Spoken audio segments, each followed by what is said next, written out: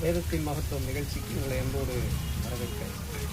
இந்த நாளுக்குரிய மகத்துவம் மத்தேயு 11:28.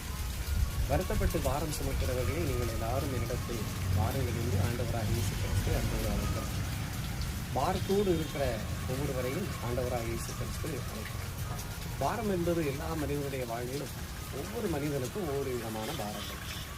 யோபு சொல்லும் பொழுது யோபு 6:2 என் சஞ்சலம் நிறுக்கப்பட்டு என் நிர்பந்தம் எல்லாம் தராசிலே வைக்கப்பட்டால் நலமாக இருக்கும். 3வது வசனம், அது கடற்கரை மணலை பார்க்கிலும் பாரமாக இருக்கும், ஆகையால் என் துக்கம் சொல்லி முடியாது என்று சொல்லுகிறார். சஞ்சலத்தால் உண்டாகிற பாரம், துக்கத்தால் உண்டாகிற பாரம், இந்த பாரம் கடற்கரை மணலை போல இருக்கிறதா? சங்கீதக்காரனை தாவீது தன் அனுபவத்திலே சொல்லும் பொழுது சங்கீதம் 38:4 என் அக்கிரமங்கள் என் தலைக்கு மேலாக பெருகிட்டு அவைகள் பார சுமையை போல் என்னால் தாங்கக்கூடாத பாரமாக இருக்கிறது என்று அக்கிரமம் என்கிற பாரத்தை குறித்து அவர் சொல்கிறார். இன்றைக்கும் அக்கிரமம் என்கிற பாரத்தோடு சஞ்சலம், துக்கம், வேதனை என்கிற பாரத்தோடு இருக்கிற உங்களை ஆண்டவராக இயேசு கிறிஸ்து அழைக்கிறார். உங்கள் பாரத்தை தேவனுடைய சமூகத்திலே வைத்து விட்டீர்களா?